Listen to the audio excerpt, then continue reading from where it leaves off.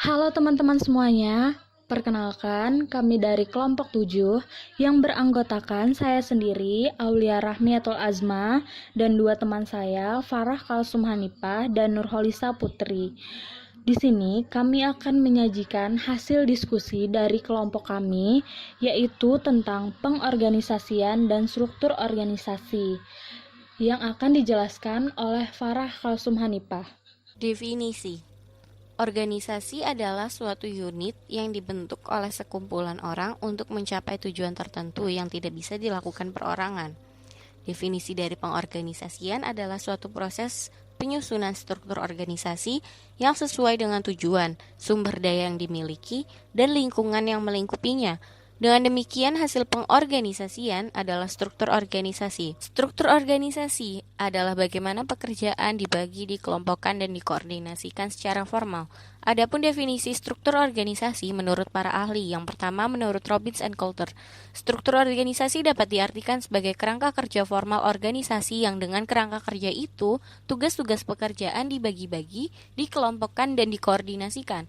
Yang kedua, menurut Handoko, struktur organisasi didefinisikan sebagai mekanisme-mekanisme formal dengan mana organisasi dikelola.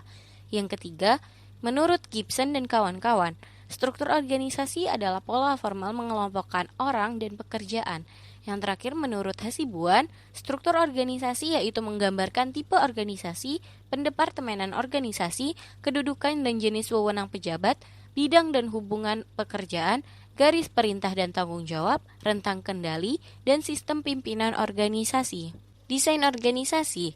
Menurut Robbins, ada 6 elemen yang perlu diperhatikan oleh para manajer ketika akan mendesain struktur organisasi. Keenam elemen tersebut meliputi yang pertama, spesialisasi pekerjaan, yaitu sejauh mana tugas-tugas dalam organisasi dibagi-bagi ke dalam beberapa pekerjaan tersendiri. Yang kedua, departementalisasi adalah dasar yang dipakai untuk mengelompokkan pekerjaan secara bersama-sama. Yang ketiga, rantai komando adalah garis wewenang yang tanpa putus yang membentang dari puncak organisasi ke unit terbawah dan menjelaskan siapa yang bertanggung jawab kepada siapa. Wewenang sendiri merupakan hak yang melekat dalam sebuah posisi manajerial untuk memberikan perintah dan untuk berharap bahwa perintahnya tersebut dipatuhi. Yang keempat, rentang kendali, yaitu jumlah bawahan yang dapat diarahkan oleh seorang manajer secara efisien dan efektif. Yang kelima, sentralisasi dan desentralisasi. Sentralisasi adalah sejauh mana tingkat pengambilan keputusan terkonsentrasi pada satu titik di dalam organisasi. Sedangkan desentralisasi adalah tingkat di mana pengambilan keputusan bisa diberikan oleh para pekerja level bawah. Yang terakhir, formalisasi adalah sejauh mana pekerjaan-pekerjaan dalam organisasi dilakukan. Tujuan pengorganisasian. Yang pertama, membagi pekerjaan yang dikerjakan menjadi tugas departemen yang spesifik. Yang kedua, membebankan tugas dan tanggung jawab yang berhubungan tugas individual. Yang ketiga, koordinasi tugas organisasi yang berbeda. Yang keempat, mengelompokkan pekerjaan menjadi satu unit. Yang kelima, membangun hubungan di antara individual, kelompok, dan departemen. Yang keenam, membangun garis wewenang formal. Dan yang ketujuh, alokasi dan penyebaran sumber daya organisasional. Desain struktur organisasi.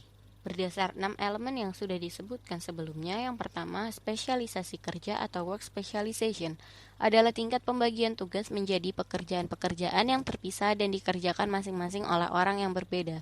Spesialisasi yang berlebihan dapat mengakibatkan tindakan manusia yang tidak ekonomis, seperti kebosanan, kelelahan, kualitas yang jelek, meningkatnya ketidakhadiran, dan tingginya tingkat perputaran. Selanjutnya ada departementalisasi. Berdasarkan tipenya, ada 5 tipe dari departementalisasi. Yang pertama, departementalisasi fungsional, yaitu pengelompokan pekerjaan berdasarkan fungsi yang dilakukan. Yang kedua, departementalisasi produk, yaitu pengelompokan pekerjaan oleh lini produk. Yang ketiga, departementalisasi geografis, yaitu pengelompokan pekerjaan berdasar wilayah geografis. Yang keempat, departementalisasi proses, yaitu pengelompokan pekerjaan berdasarkan produk atau arus pelanggan. Yang kelima, departementalisasi pelanggan, yaitu pengelompokan pekerjaan berdasarkan jenis pelanggan dan kebutuhannya. 1. Departementalisasi fungsional. Dilihat dari struktur organisasi yang ada, pembagian pekerjaan berdasarkan fungsi yang dilakukan oleh masing-masing divisi. Keuntungan dari departementalisasi ini yaitu efisiensi dengan cara menempatkan bersama spesialisasi dan orang dengan keahlian pengetahuan dan orientasi yang sama. Yang kedua, koordinasi antar area fungsional jauh lebih mudah. Dan yang ketiga, pendalaman spesialisasi suatu pekerjaan. Adapun kerugiannya yaitu komunikasi hanya lintas fungsional dan terbatasnya sudut pandang organisasi. Yang kedua, departementalisasi regional. Bisa kita lihat dari struktur organisasi yang tertera, pembagian suatu pekerjaan berdasarkan wilayah atau regional tertentu. Adapun keuntungan dari departementalisasi ini yaitu menjadi lebih efektif dan efisien dalam menangani masalah-masalah regional yang timbul dan melayani kebutuhan geografis jauh lebih baik. Adapun kerugiannya yaitu terbatasnya sudut pandang organisasi dan dapat menimbulkan perasaan terisolasi dari area geografis lainnya. Yang ketiga, departementalisasi berdasarkan produk. Bisa kita lihat dari struktur organisasi yang tertera, pembagian suatu pekerjaan berdasarkan produk atau jasa yang sedang dijalani. Adapun keuntungan dari departementalisasi ini adalah membantu menspesialisasikan produk dan jasa tertentu, manajer menjadi lebih ahli pada industri mereka, dan lebih dekat kepada pelanggan. Adapun kerugiannya yaitu terbatasnya sudut pandang dari organisasi dan pandangan terbatas terhadap tujuan organisasi. Yang keempat, departementalisasi berdasarkan proses. Dilihat dari struktur organisasinya, pembagian pekerjaan berdasarkan produk atau arus pelanggan. Adapun kelebihannya yaitu arus aktivitas menjadi lebih efisien. Tetapi kekurangannya adalah hanya dapat digunakan pada tipe produk tertentu. Yang terakhir, departementalisasi berdasarkan pelanggan. Dari struktur organisasi yang ada, pembagian pekerjaan berdasarkan jenis pelanggan dan kebutuhannya. Adapun kelebihannya yaitu kebutuhan pelanggan dan permasalahan dapat dipenuhi oleh spesialisasi. Adapun kekurangannya yaitu terbatasnya sudut pandang organisasi dan terbatasnya tujuan organisasi. Terbatas terhadap tujuan organisasi. Di sini saya akan melanjutkan presentasi dari Farah, yaitu mengenai C. Rantai komando. Definisinya yaitu garis kewenangan berkelanjutan yang membentang dari level paling atas suatu organisasi hingga level paling bawah dan menjelaskan siapa yang melapor ke siapa. Hal ini berarti manajer perlu mempertimbangkan ketika melakukan pengorganisasian, sebab hal ini dapat membantu pekerja dalam menjawab pertanyaan seperti kepada siapa saya harus melapor dan siapa yang harus saya hubungi ketika saya mendapat masalah. Dalam rantai komando terdapat wewenang, tanggung jawab, dan kesatuan komando. Wewenang yang berarti hak yang melekat dalam posisi manajerial untuk memberitahukan orang apa yang harus dikerjakan dan mengharapkan mereka melakukannya. Selain itu, manajer juga memiliki wewenang untuk melakukan tugas koordinasi dan pengawasan terhadap tugas orang lain. Lalu, tanggung jawab, yaitu ketika manajer menugaskan suatu pekerjaan kepada pekerja. Para pekerja ini mengasumsikan suatu kewajiban untuk melakukan tugas-tugas apapun yang diberikan. Nah, kewajiban inilah yang disebut sebagai tanggung jawab. Selanjutnya, kesatuan komando, yaitu konsep yang menyatakan bahwa seseorang harus memiliki satu bos dan hanya melapor pada satu orang tersebut saja. Tanpa adanya satu kesatuan komando, tuntutan yang saling tumpang tindih dari beberapa bos dapat memunculkan masalah. Yang D, rentang kendali. Definisinya yaitu jumlah pekerja yang bisa dikelola oleh seorang manajer secara efektif dan efisien.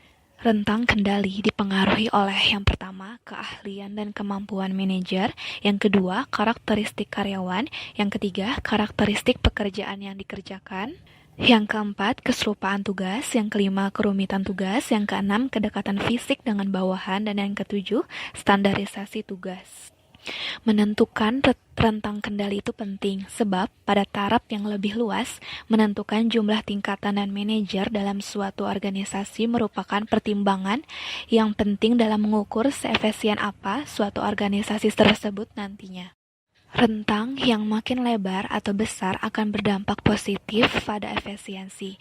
Lihatlah contoh berikut ini. Dua organisasi masing-masing memiliki sekitar 4.100 pekerja. Apabila satu organisasi memiliki rentang kendali sebesar 4 dan organisasi lain rentangnya itu 8, maka organisasi yang memiliki rentang yang lebih luas akan memiliki dua tingkat yang lebih rendah dan manajernya kira-kira berkurang 800 orang. Dengan rata-rata gaji manajer sekitar 42.000 US dollar per tahun, organisasi dengan rentang yang lebih luas akan menghemat sekitar 33 juta US dollar per tahun. Jelas, rentang yang lebih luas itu lebih efisien dari sisi biaya. Namun, dalam hal tertentu, rentang yang lebih luas akan mengurangi efektivitas apabila kinerja pekerja memburuk karena manajer tidak memiliki waktu dalam mengarahkannya. Yang sentralisasi, yaitu tingkat di mana pengambilan keputusan dikonsentrasikan pada satu titik dalam suatu organisasi, yaitu pada tingkat level organisasi yang lebih tinggi. Dengan kata lain, manajer puncak yang membuat semua keputusan dan karyawan level rendah hanya menunaikan tugas yang diberikan. Sedangkan desentralisasi yaitu tingkat di mana pengambilan keputusan bisa diberikan oleh para pekerja level bawah. Jadi, sentralisasi dan desentralisasi itu bersifat relatif atau tidak mutlak. Dengan kata lain, suatu organisasi itu tidak pernah benar-benar tersentralisasi atau terdesentralisasi.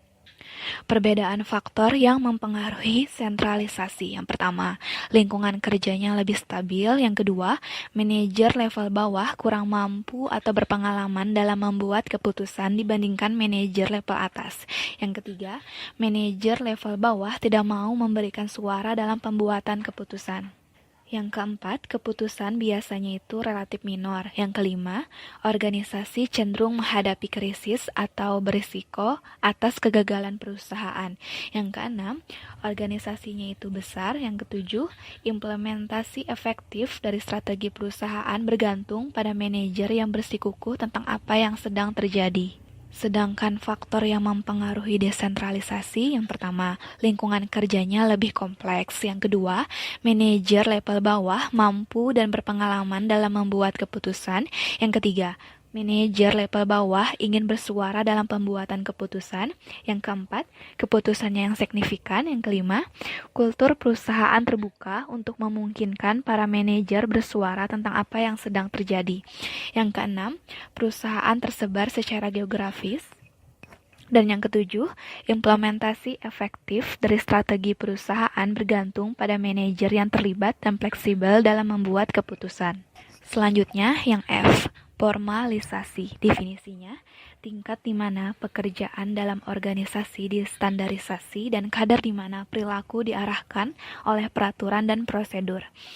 Formalisasi tinggi terhadap pekerjaan itu menawarkan sedikit kebijakan terhadap apa yang dikerjakan, sedangkan formalisasi yang rendah berarti sedikit penekanan terhadap bagaimana pekerjaan tersebut harus dilakukan.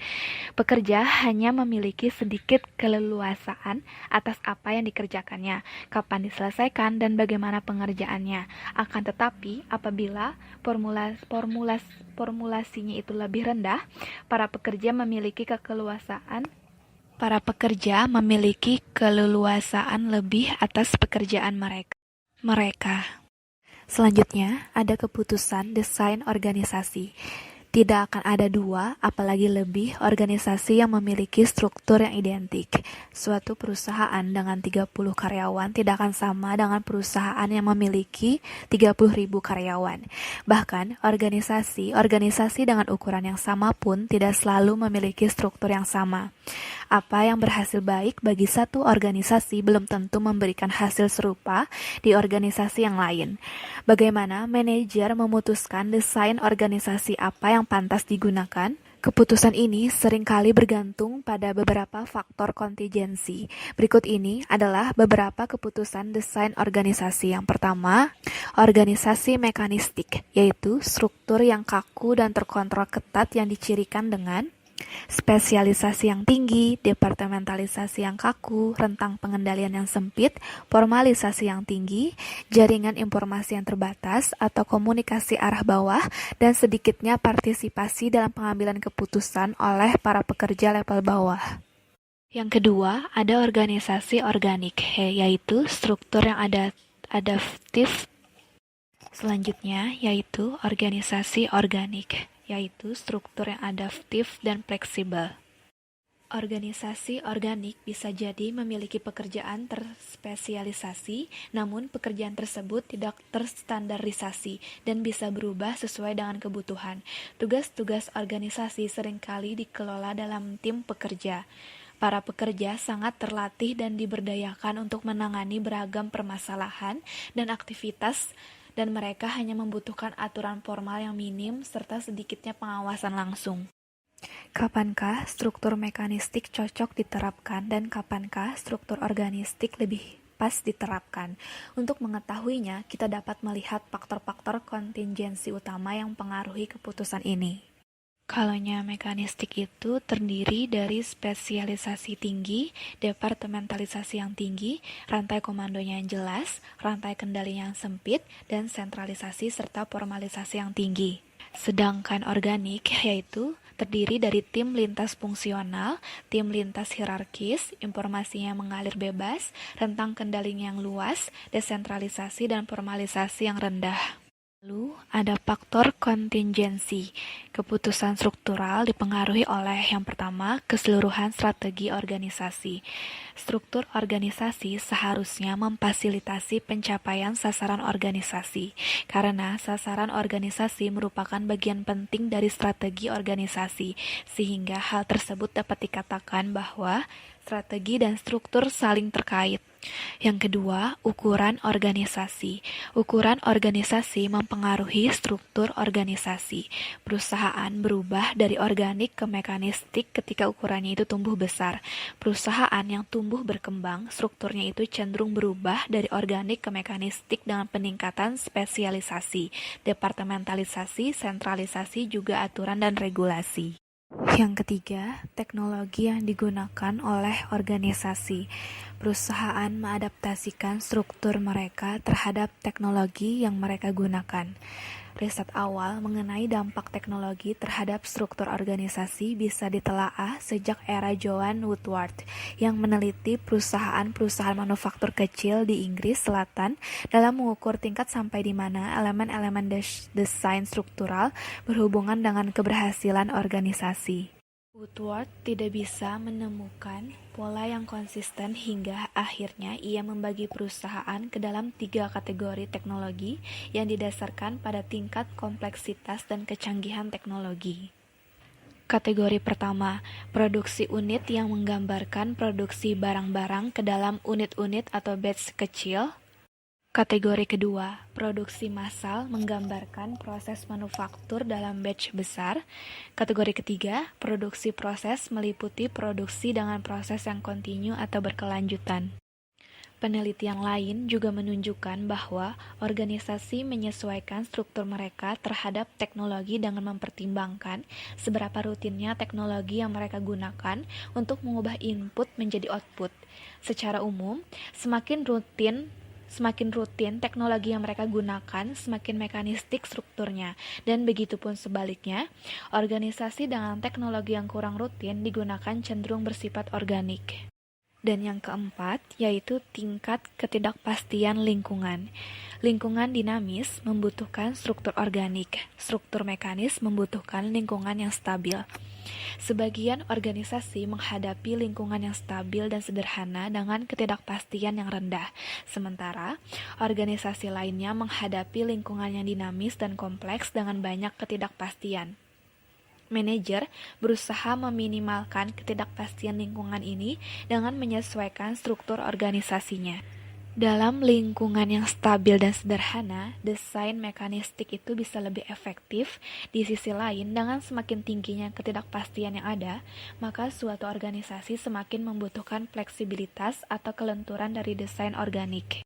Ya, jadi saya di sini akan melanjutkan presentasi dari Nurholisa Putri, yaitu tentang desain organisasi yang umum.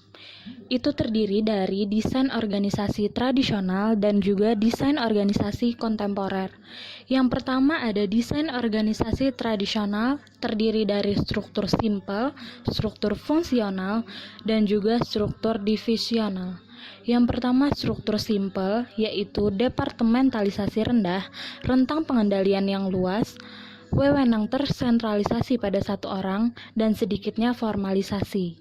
Yang kedua, struktur fungsional, yaitu departementalisasi berdasarkan fungsi operasi, keuangan, sumber daya manusia, penelitian, dan juga pengembangan produk.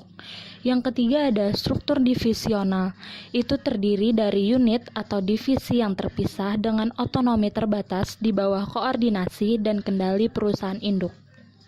Ketiga struktur tersebut mempunyai kekuatan dan kelemahannya masing-masing. Seperti struktur simpel, kekuatannya cepat, fleksibel, pemeliharaannya hemat, akuntabilitasnya jelas. Sedangkan kelemahannya kurang layak ketika organisasinya berkembang, bertumpu pada satu orang saja terlalu beresiko. Kemudian ada struktur fungsional. Kekuatannya, penghematan biaya dari spesialisasi seperti skala ekonomis, duplikasi minimal dari personel dan peralatan. Para pekerja dikelompokkan ke dalam pembagian tugas kerja yang sejenis. Sedangkan kelemahannya, mengejar sasaran fungsional bisa mengakibatkan manajer kehilangan arah tentang apa yang terbaik bagi organisasi secara keseluruhan. Spesialis struktural menjadi terisolasi dan hanya memiliki sedikit pemahaman tentang apa yang dikerjakan unit organisasi lainnya. Yang terakhir ada struktur divisional. Kekuatannya berfokus pada hasil manajer divisi bertanggung jawab atas apa yang terjadi pada produk dan layanannya. Sedangkan kelemahannya, duplikasi aktivitas dan sumber daya akan menambah biaya dan mengurangi efisiensi. Kemudian ada desain organisasi kontemporer. Yang pertama, struktur tim. Seluruh organisasi dibuat bekerja secara kelompok atau mengatur sendiri dengan memberi wewenang kepada pekerja sebagai pemberdayaan pekerja. Keunggulannya, pekerja merasa lebih terlibat dan diberdayakan, dan untuk mengurangi hambatan di antara bidang-bidang fungsional. Sedangkan kekurangannya, tidak ada rantai komando yang jelas. Tekanan diberikan kepada masing-masing tim dalam berkinerja. Kemudian ada struktur matriks dan proyek. Matriks merupakan struktur yang menugaskan para spesialis dari berbagai bidang fungsional untuk bekerja dalam proyek, tetapi akan kembali ke bidang mereka setelah proyek tersebut rampung. Proyek merupakan struktur di mana pekerja secara kontinu memberikan kontribusi dalam proyek. Begitu satu proyek telah selesai, para pekerja beralih ke proyek berikutnya.